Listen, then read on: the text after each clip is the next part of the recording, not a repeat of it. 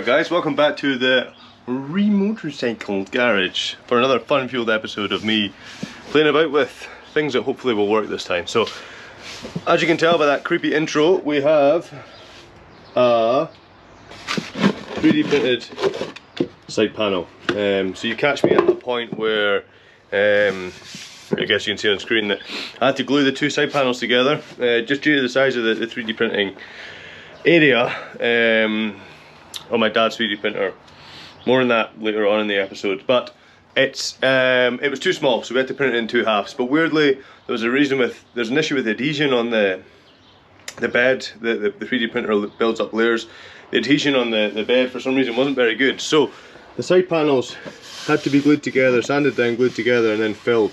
And I've just ran some filler over the rest of that smooth body. So now we're at a stage where we've sanded the filler off. I'm actually going to put a layer of epoxy over this, just to kind of give it one last really smooth coat.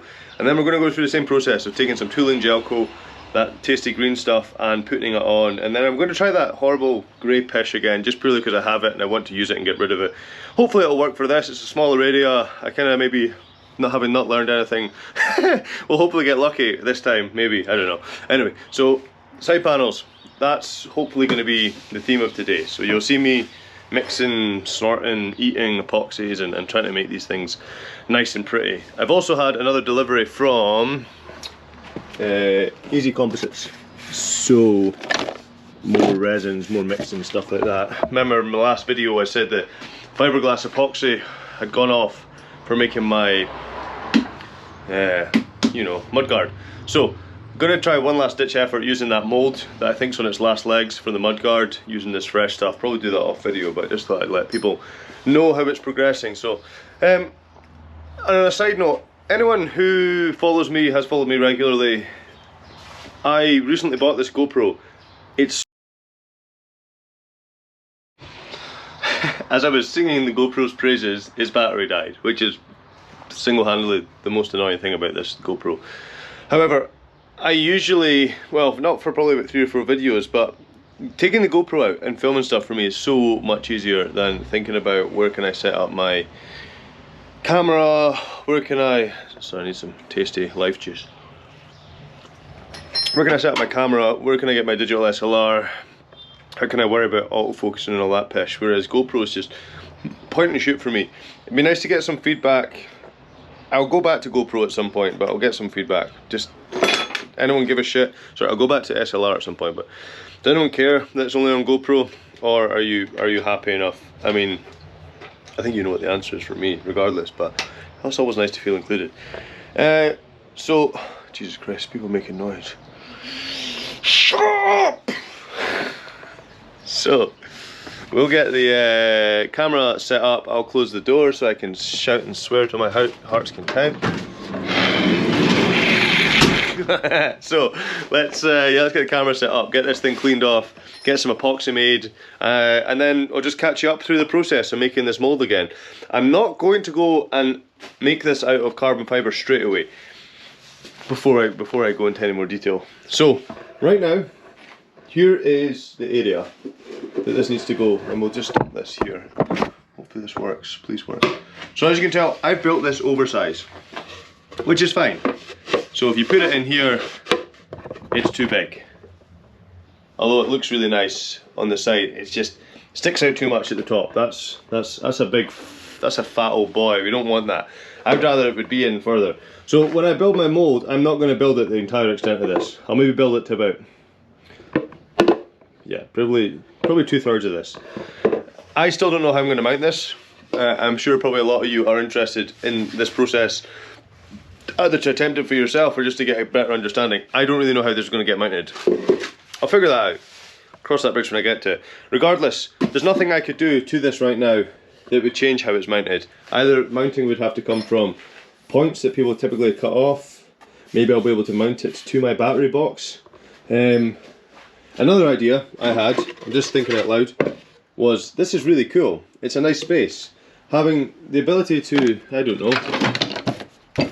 this is a bad example, but having the ability to maybe hide a little toolkit inside, I think would be a really quite a unique thing. Well, we'll maybe store that one and think about it at a later date. So let's go and do what I said I was going to do 3 minutes ago, and yeah, get the camera set up and enjoy, guys.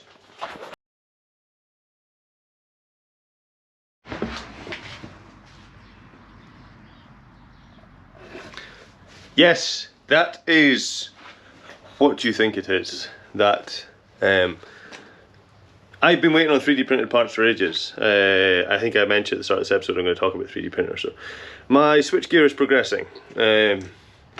My yokes are not, because for whatever reason I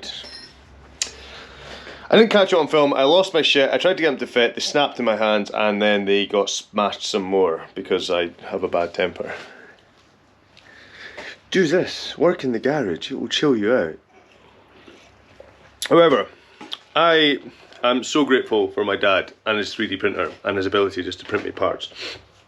But this latest issue, the issue with the 3D printed side covers, trying to get, nothing my dad has done, it's not his fault whatsoever, but for me, not having the ability to maybe make things as quick as I would like. It's called a rapid prototyper. So for me, I've been waiting at the mercy of my dad not wanting to send up bits and pieces here and there, which is absolutely understandable, because I've been sending him bits and pieces at a time.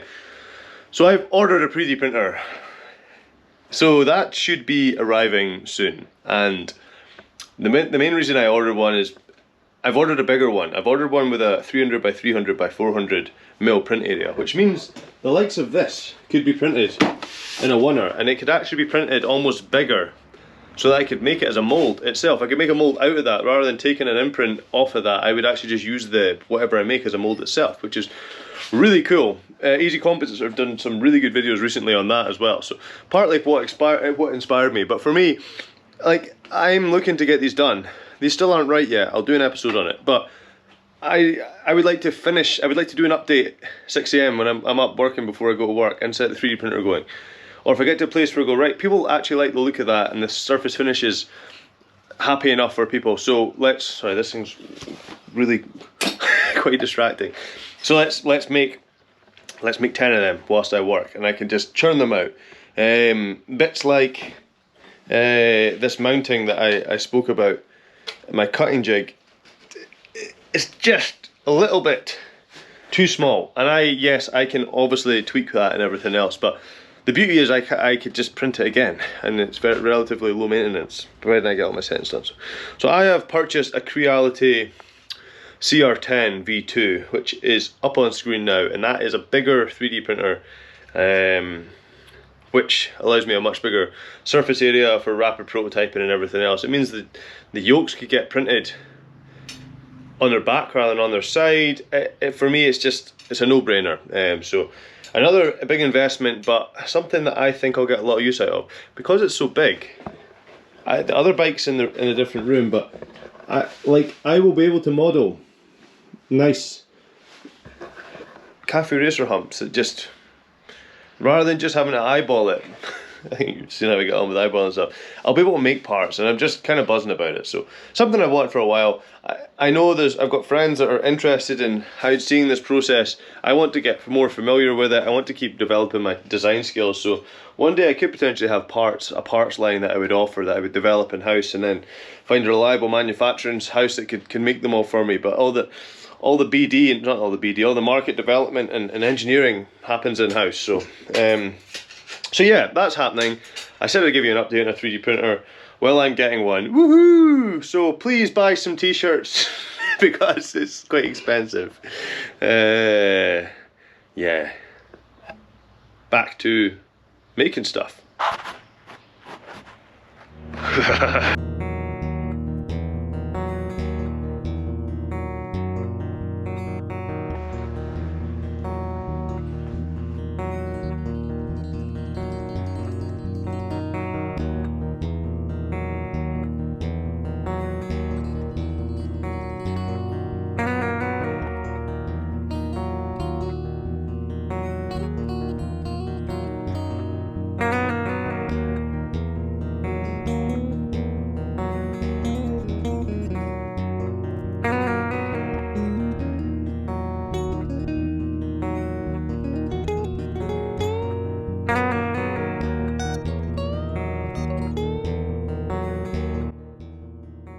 idiot, never turned it off, stupid time warp mode.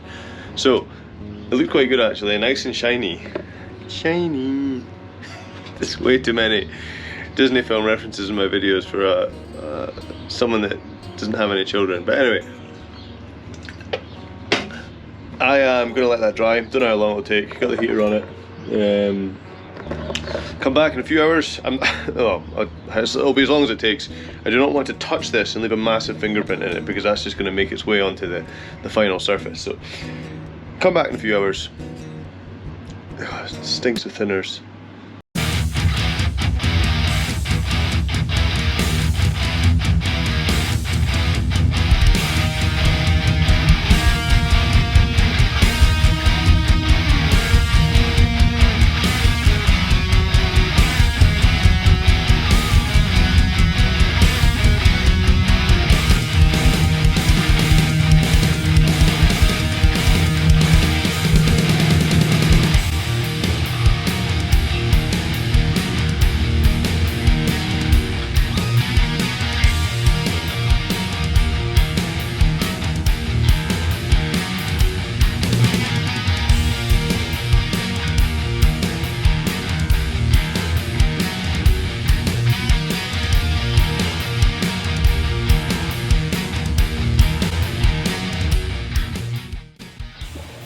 Okay, so that was Easy Composites epoxy. Hopefully that works. Unfortunately I mixed ever so slightly too much, which is annoying because it feels like wastage. Good thing is you can already feel this getting hot. It is in exothermic reaction. No. So, the reason I did that was because I really wanted to see what it tastes like. No, not that, sorry. The reason I've done this is because, actually, I've got an idea to use that excess stuff. I've got this, I know I'm not using this, but I want to see what it looks like just putting that directly on something a bit, rather than me prepping this and sanding it and everything else. The carbon fibre needs a very good finish, because that is, whatever you cast that off becomes the surface finish for the carbon fibre. So that was the reason I went the extra mile with that. Hopefully it's going to pay off, we'll see. It looks as though it's a bit nicer than the other epoxy I had, probably just because it's a bit more, quite expensive, it's quite premium, that epoxy. So, and hopefully it'll set quicker. It's not very warm in here, so I might just get the heat on it a little bit, but what I'm going to do is just quickly just coat that other thing, just because I don't want to waste this epoxy.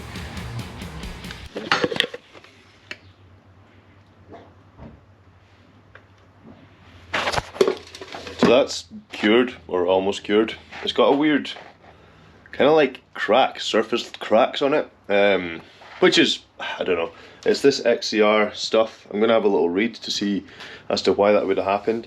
The reason I spent a little bit more effort on doing that is because if I decide to make these side panels out of carbon fibre, then at least I've got something that's got a really nice surface finish. I think in the meantime, I'm probably going to run over this with like wet and dry again, just up to like 1500 or even 2000 grit. So start at like 400 and just work my way up. It's a big surface area. Part of me can't be asked, but I know it's probably going to pay dividends.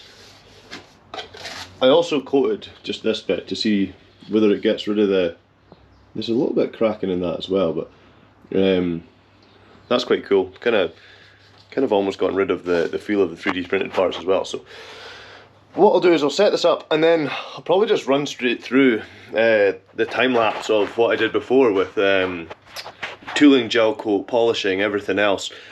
Split minds whether I'm going to use that horrible grey shit. I'll need to make that decision at some point today because I'm going to put two tooling gel coats on as well rather than one. They sometimes say to do 2 coats.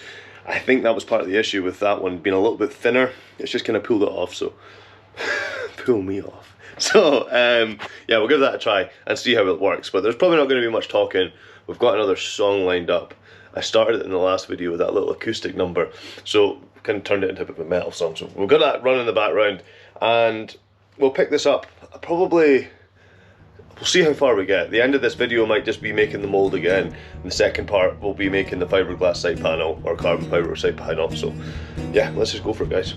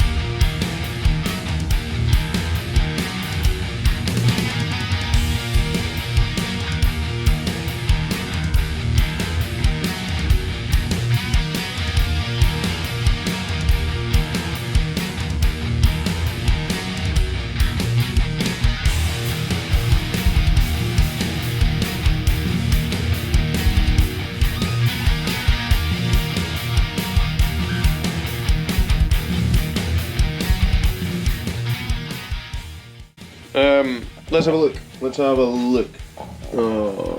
That looks alright, I think. We shall see. We'll pick this up tomorrow. Yeah, pass. Fingers crossed it works. I'm quite hopeful. That resin was so much better. That other shit's obviously gone off. So so much better, saturated, really nice. The ball ache with fiberglass is just clean up the mess, and the never-ending fat that feels like a ticking time bomb, like Lindsay suggested the other day from LC Cycleworks comment on one of my videos. Once it goes, you're off. So yeah, let's leave that, see how it goes. I've had the heater on in here, it's a little bit warm, so hopefully that's enough just to keep it going before it starts its reaction and everything else. So we'll pick this up tomorrow.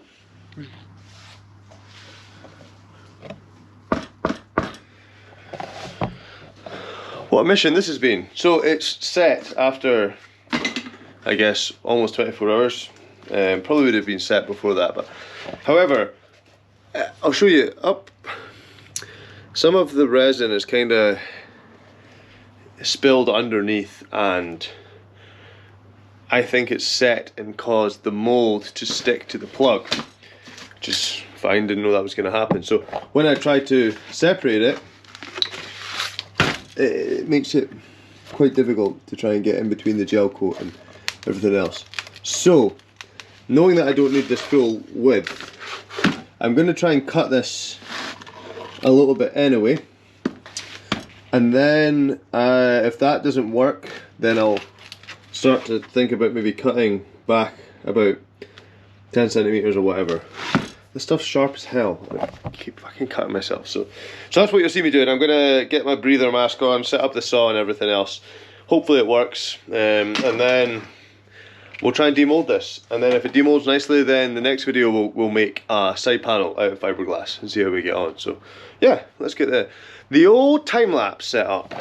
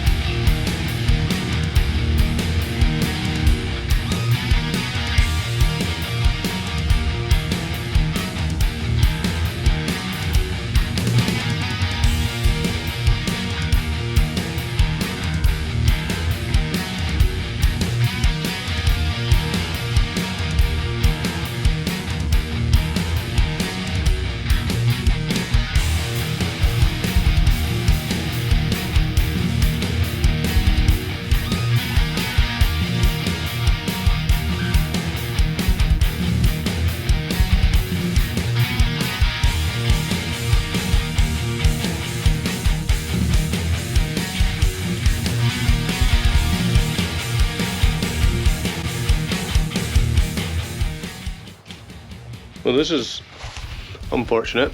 It appears that it's really hard to see. It appears that the epoxy has stuck to the tool coat. Well, that's what it looks like, because there's an imprint of the 3D printed surface on the mould. So with that being said, regardless of what I do to free the sides, the front's not going to come off because it's just not lifting like it should. It's really hard to show you, but you can see that cleaner bit there. Hopefully you can. Then there's this bit, and it's like the fucking epoxy is just stuck. I don't know what's going on with this. This is really frustrating.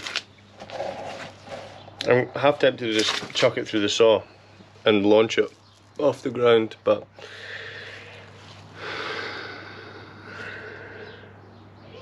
fuck's sake.